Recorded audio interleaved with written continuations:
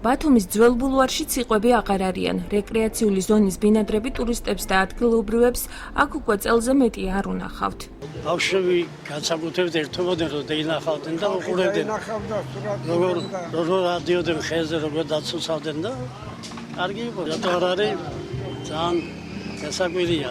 ასე უცებ ძლიანად, ესე იგი თუ და ესე იგი განადგურდნენ, მაშინ რაღაცა უნდა ყოფილიყო. ხო განადგურდნენ, რაღაცა წევიდნენ ალბათ.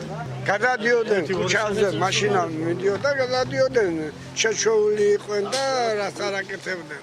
ეხლა აღარ არიან. ახლა აღარ არიან. ბათუმელი ფოტოხელოვანი ძველი ბულვარის სილამაზეს და მათ შორის ხეებზე მორბენალ ციყვებს იხსენებს, რომლებიც მის ობიექტივში ტურისტებთან ერთად არაერთხელ მოხვედრილან. გიზო ჩიგოგიძე ვარაუდობს, რომ ციყვების გაქრობა ბათუმის ბულვარში ძაღლების მომრავლებამ განაპირობა. ძალიან ბევრი იყო ციყვები. ეს არ ეშინოდა, ესე იგი მოსახლეობასთან იყო კავშირში არ ეშინოდა. მე ვიცი რომ რაღაცა ძაღლების გამოყავდნენ და ძაღლები ემტერებოდნენ. ძირითადად ეგეთი რა ქვია, ბაივი ძაღლები რო ქვია, მებრძოლი ძაღლები და ბევრი დაგლეჯელი ციკლის მინახია. რა თქმა უნდა იყო ეგზოტიკა იყო, სილამაზე იყო ბათუმის როცა იყო და ახლა მე ვაგვედებით 2 წელია 3 წელია ციყვი არ დამინახეთ. ბათუმის ბულვარის ადმინისტრაციაში ამბობენ, რომ ციყვებმა ოჯახებით მიგრაცია განიცადეს და შესაძლოა ახლომდებარე ტყეებში გადაინაცვლეს. ბულვარის დირექტორის მოადგილე აცხადებს, რომ გარდაცვლილი ციყვი აღნიშნულ ტერიტორიაზე არ შეუმჩნევიათ. მისივე თქმით, ციყვების გაქრობა შესაძლოა ბულვარში ინფრასტრუქტურის განვითარებამ გამოიწვია.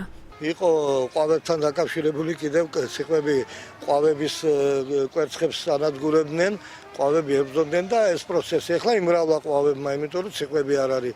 მოკლედ ეს ბუნებრივი პროცესია. მე ესე მიმაჩნია, რომ შემდეგ პერიოდში, აი ბოლო წელიწად ნახევარია ციყვებმა მოხდა ესე ვთქვათ გადანაცვლება, უფრო ტყის მასივში. ბულვარი ვითარდება. ბულვარი ხო მარტო ტყე არ არის დაბურული და რაღაც. აქ არის ხალხმრავლობა, ბევრი მათთვის არასასურველი პირობებია. არის ბევრი ფილები დაიგო, შენდება შენობები, რაღაც ისეთი აუცილებელი შენობები.